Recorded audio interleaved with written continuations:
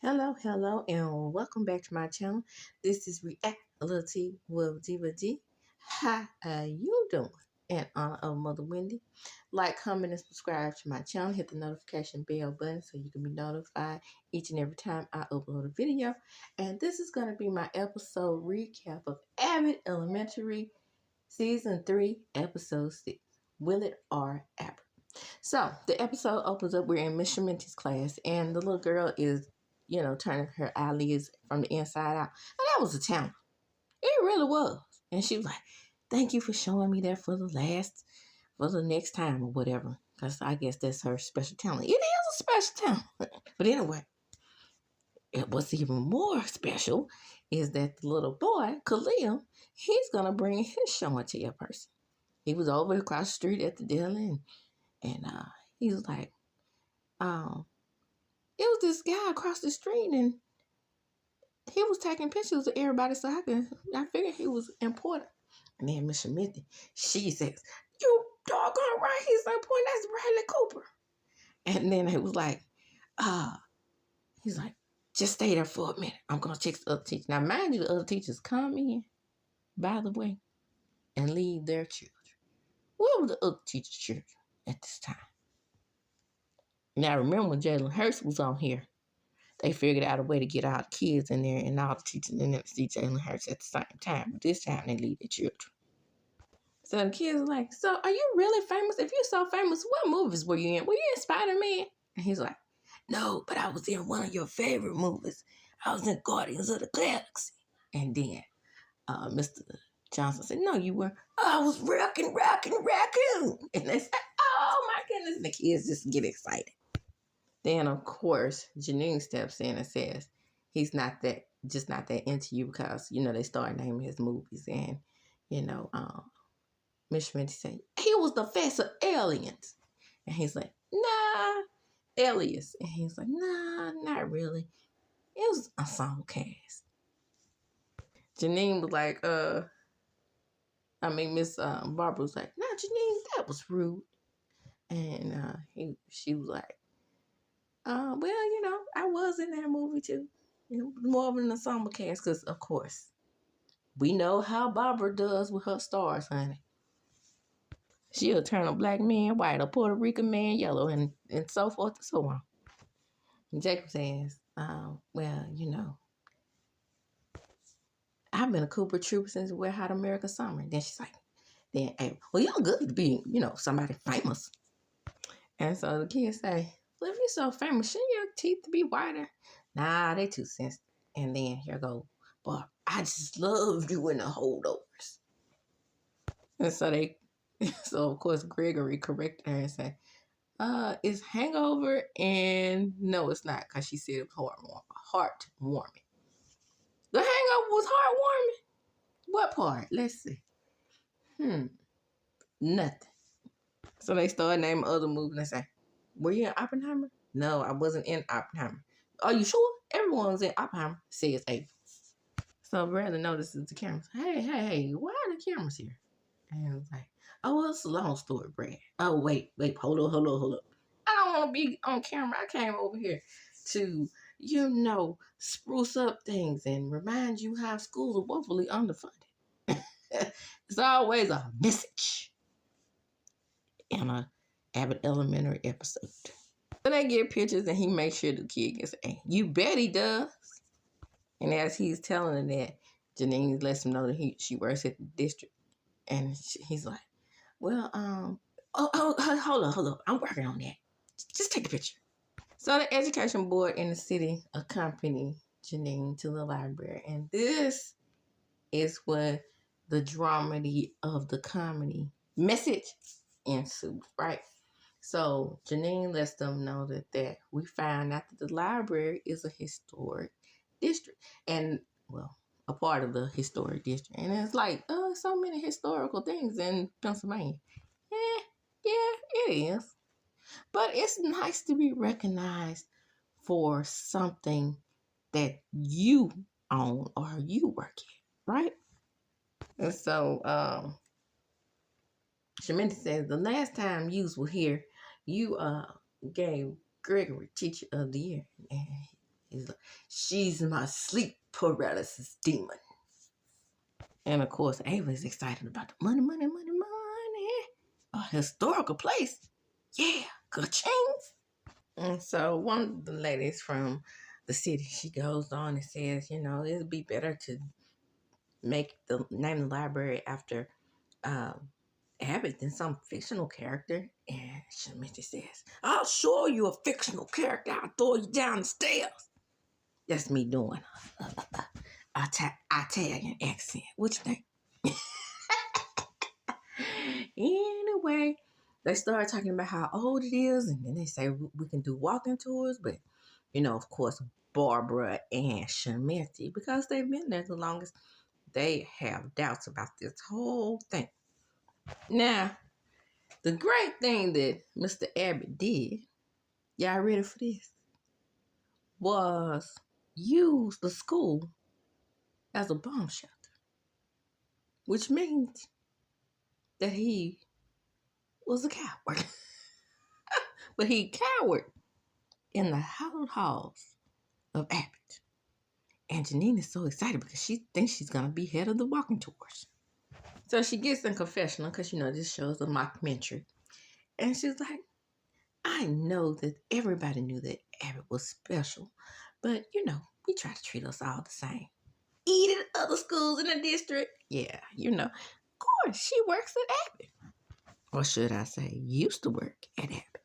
So back at the teacher's lounge, all the kids were excited because, you know, they about to get this whole touring thing going on, and they know they're going to get a plaque ceremony. So when they're in the teacher's lounge, you know, Gregory was like, well, I already feel more distinguished, if you will. And then Mr. Johnson said, you can't even spell distinguished. Every character has their own special brand of kookiness that cracks me up. So who do y'all think the funniest? A lot of people think that Abel was the funniest, but I would say that, and then somebody else comes around and does something just as funny, and I'm like, nah, maybe not. So Janine notices that Barbara and Shamita are not that ecstatic. And so she was like, y'all down me? And it was like, no, we're happy that you're happy. So, you know, they're getting prepared for the ceremony. And, of course, you know, Barbara and Shamenti are being realistic. And so Janae said, well, just one time without Barbara Clouds and Melissa Meatballs. Now, then she says, we're finally getting what we deserve. And then, of course, Mr. Johnson, you can't even spell dessert. So we're in the gym and we're getting ready for the ceremony. And Jacob has on the shirt with I love Willard Abbott. Something is about to happen to make us not love Willard Abbott so much. As Janine is giving her speech, thanking everybody and thanking Mr. Willard for crawling the hollow halls, the blacks yell out, Willard Abbott was a racist. Baby, if you could have seen how fast Jacob zipped up that coat to cover up that shirt. Gregory, well, now we know what the R stands for. By the way, the blacks are black. However, blacks is an acronym. So once they found out that Willard was a racist, they started realizing that just about everything named after Pennsylvania was named by bad men that were racist. Duh! Wasn't that one of the original 13 colonies? And weren't the original 13 colonies the original states about the original slaves? I mean, duh. Okay. Now, if you watch the 17 people that watch my Abbott Elementary video, then you know why I said in one of the previous episodes, be optimistic. Because Janine is also optimistic, always. So, you know, Ava is upset. And she said, I'm so mad. And it's like, don't be mad. And she said, no, I'm mad at them for bringing that Janine. I mean, Ava. Anyway, okay, excuse the laughter because I'm gonna be laughing variously throughout these scenes because this show is hilarious to me. Okay, so anyway, Janine, in her optimism, she's going to try to figure out a way to get the school their honors, even though they can't really find anyone who isn't racist. So the city doesn't want to be in a part of this because all the other schools in the district are about to get name changes and they'll be in line for, other things. But we still have Washington, D.C. We still have Jefferson Davis academies around here in Mississippi. So I'm just saying, how much change can you have there? Now, however, on the Native American things and the Native American mascots and things, I don't have a dog in the fight.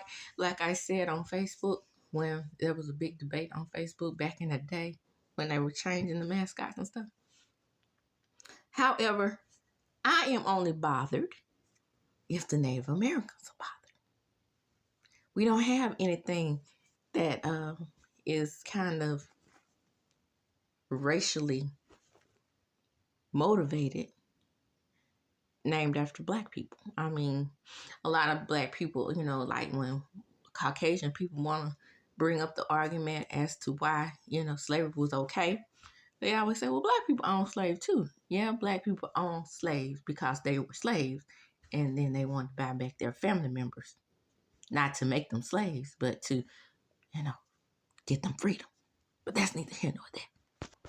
So the plaque is made, so there's not much you can do. But hey, optimistic Janine has an idea. So they go through the library and they find Mr. Willard's descendant who wasn't racist. He's a tree hugger. He is perfect. But is he? So while Janine is being optimistic and they are looking at old slides and microfiche, microfiche, we really used to look up things back in the day, how we found out slavery was really real. For those Black people who say slavery is not real, all you have to do is do a search on the library and microfiche and see who owns your family, but that's neither here nor there. So Janine and Gregory realized that they work better as a team. And so does Jacob. See, because Jacob knows about the tension, the love tension between the two of them. I can't say sexual tension because they didn't have sex yet. The only thing they've done is kiss. But, the important matter that she forgot to discuss is that they could get a new library, when the school district gets the funding. So Sheminti gives him a pass because he passed her question test. So thoughts on birds. Majestic. Women are great. So he's perfect, right? And the Blacks love him too. The Blacks, accurate now. That so happen to be Black people. But anyway, he gets up there and he starts talking about how the planet needs saved. And then we find out what? He's a damn flat earther. And then the Blacks are like, yeah, man, you could be right. And they try to get him off the stage or whatever. Because look at the maps, man. The maps are flat. Yeah, but the globe is round. Personally, I go with a lot of theories. What do you call those theories that people do? Anyway, those theories that people think that can't be true. But slavery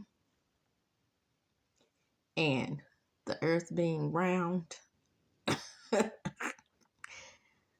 two things that people are trying to dispel, I kind of think are true. What y'all think? Drop down in the comments. Let me know. And then he said gravity wasn't real either. Well, he had to go then. So Eva gets up there and puts on her shade and said, this is all Janine's fault. And then the kids are asking, so the earth is flat? Conspiracy theories. That's the word I was looking for. I realized. When, of course, Mr. Johnson said something. He was like, shoot, we two okay. Because Mr. Johnson, he's down with the conspiracy theorists as well. Poor Janine. She's just standing up there and don't know what to say.